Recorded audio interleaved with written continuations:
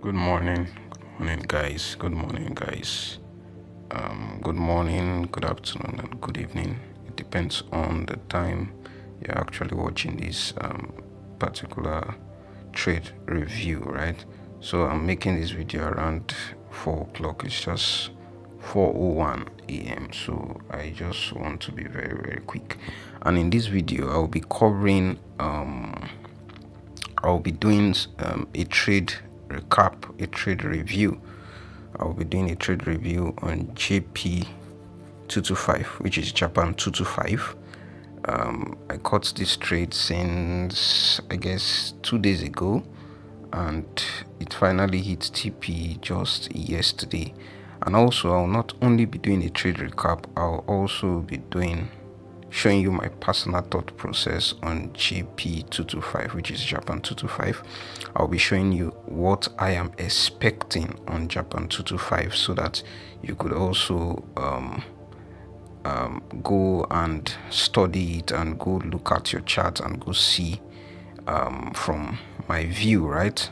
Or from your view based on what I've already established for you, right? So, first of all, you already know what you are doing in the market, right? You already know. First of all, you want to take trades, right?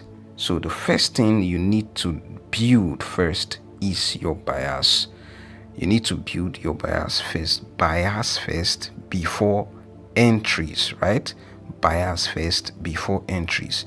And you need to understand that whenever you are building bias, you are incorporating SLK with it, right? You are adding them together. Whenever you are building bias, you are using structure, you are using liquidity, and you are using key levels to build bias. These three instruments are the stuffs or the things you use in while you are building your bias or when you are building your bias, right? So incorporating market structure to Japan 225, you could see typically that market structure, or basically the structure of Japan 225, is bearish. Let's go to the line chart and see it. Structure of JPN 225 is bearish. What I saw on Japan 225 was this recent break, this particular recent breakout. I saw this most recent breakout on Japan 225. And when we are building our bias, I already talked about this countless times. You could see price returned back into this particular daily breakout multiple times. You could see from this particular level, this was the first price one, that was the first. Two, this was the second, and three, this was the third. This should already give you a reason, right? This should already give you a reasoning, right? You should already know that price wants to break this particular level, but the sellers there are much more stronger than the buyers, right? Because price is actually reacting from our breakout level, and price has rejected multiple times from that breakout level and have closed, right?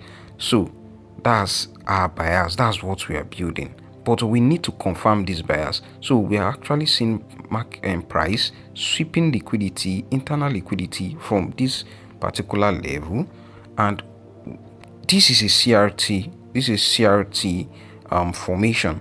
And whenever the high of a CRT is taken, we want to see the low go, right? For the long term, we want to see the low go for the long term. But first of all, we've established our daily bias. Daily bias is more like bearish, but we have not confirmed our daily bias. To confirm our daily bias, we want to move one time frame lower to the 4 hours key level, right? So I moved to the 4 hours key level, one time frame lower. And what do we want to see on the 4 hours time frame? Simple. We want to see either the most recent breakouts to the downside. We want to see either the most recent breakouts to the downside, or we want to see a sweep of liquidity and a break of structure. We want to see sweep of liquidity and a break of structure, right? So this is the two things we are expecting. One of them must play out. All right, see, this level, this particular level was our daily breakout level. So if you refine this level, because that was actually what I did to this 4 hours A-shaped key level. If you refine it to that 4 hours A-shaped key level, you see a breakout on the 4 hours time frame, breakout on that 4 hours time frame. So what I saw on Japan 225 was the breakout on this particular 4 hours time frame, right? So the breakout on the 4 hours time frame had confirmed, or it has confirmed our daily time frame. It has confirmed our daily time frame, right? It has confirmed our daily time frame. And this was where my target was. I was targeting this particular low. So 4 hours confirmed daily bias. Then I refined into this open close key level, right? Because looking at it, I'm seeing this particular level as an internal range liquidity, right? So our 4 hours confirmed our daily bias. Then we want to start looking for entries now, right? We want to start looking for entries. Our entries is going to be on the 1 hour time frame below, right? From the 2 hours, 1 hours, and the 30 minutes time frame. So I moved directly to my 1 hours time frame to look for breakouts, right? So when I came to the 1 hour time frame, that particular level, that particular 4 hours open close level that I just refined to, this was the breakout level. This was the breakout level. This was the breakout level. This level was the breakout level, right? So I didn't take it directly from the breakout level. I moved to my 1 hour time frame, and what I saw on the 1 hour time frame was something like this. This was what I saw, right? So I placed my entry from this particular level. My first entry was here, this particular level, stop loss just above this level, then take profits at this particular level I told you about, right? This was the first entry for these, right? So after this, because I caught three trades, after this I moved one time frame lower also, because I saw price came back to my level, right? So after price tapped into the 1 hour level, right? Yeah, after price tapped into this 1 hour key level, I moved one time frame lower again to look for continuations to the downside. So one time frame lower gave me the most recent 30 minutes breakout. If you check the line chart, you see it. Most recent 30 minutes breakout at this particular level. There was a 30 minutes breakout there, right? So that was where my second entry was. Second entry at the most recent breakouts at this particular level. SL was just above this level. Take profit, same level, right? Then the third one was, I think I've forgotten how I got that third entry, but let's still see something. Okay, I think it's from the 30 minutes time frame also. So price tapped into this 30 minutes key level, dropped a little bit and was retracing. Then what I saw on the, I knew that I already established my bias, right? I already established my bias. Most recent breakout on the 30 minutes time frame again, right? So that was where I took my third entry. This thing is just very simple. All you need to do is just to study. I think SL was around this level or this level. I've forgotten, but let's just put it here, right? Take profit, same level for everything, right? So this was how I actually took all this trade. You could see everything smashed TP, all the trades, everything, the 3 trades I caught, they all was smashed TP. I've already established my bias, right? So some people, when they see this price tap into this my second entry, once they see price tapped into it and it's retracing, they will close, right? If you don't have the mind to hold trades, right, you could close if you see it getting to your entry level, or you just break even, right? Most of the time price breaks even you and goes down to go smash your TP, right? So once you have established your bias and you know you are correct, you would always want to see your bias play out, except it is proven otherwise. Do you understand? So I already established my bias and I knew that price is gonna come take out this particular liquidity here, right? It was acting as my external liquidity, so that was why I expected that level to go, right? So that is just it. That's how simple it is. So looking at what I'm saying on Japan 225, we already established our bias and we say we want to see this low taken, right? What we are seeing now, come in, let me clear all this.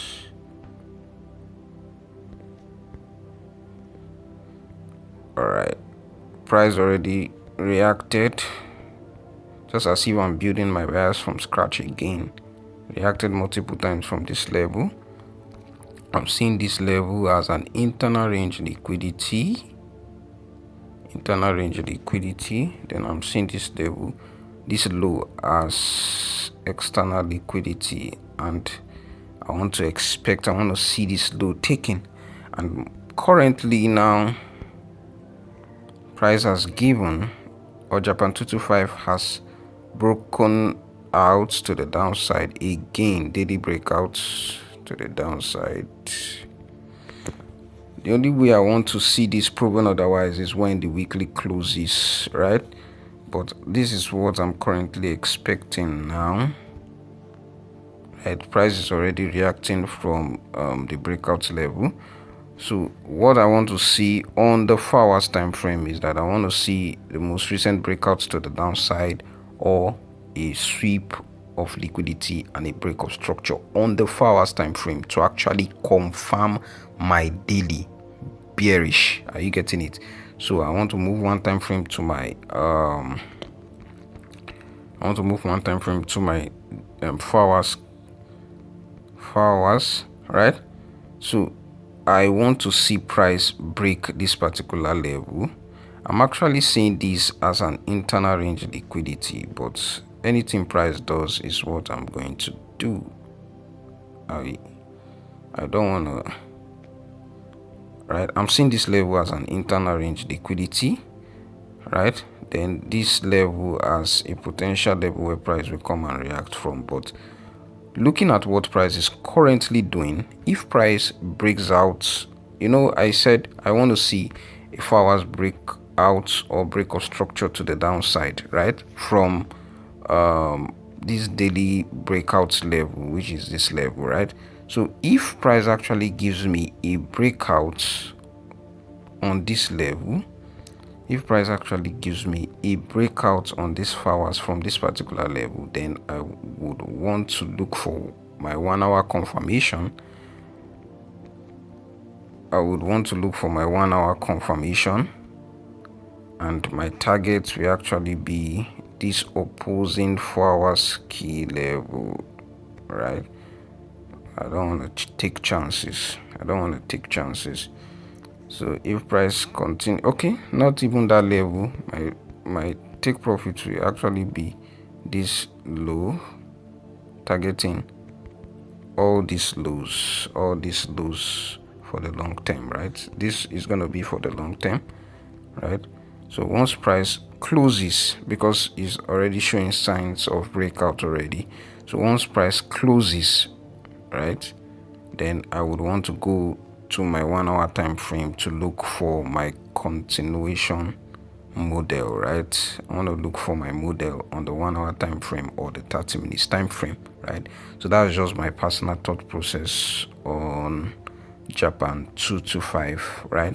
So if you have any questions you would like to ask me, you can reach out to me on my Telegram. I'm available for questions, right? I'm available if you have any disturbing questions based on what I've been teaching you for the past few months. You could come hop on my DM. I'm ready to help you out with your questions, right? And with whatever thing that is bothering your mind, right? So thank you for staying with me till this time. I'll see you on the next one.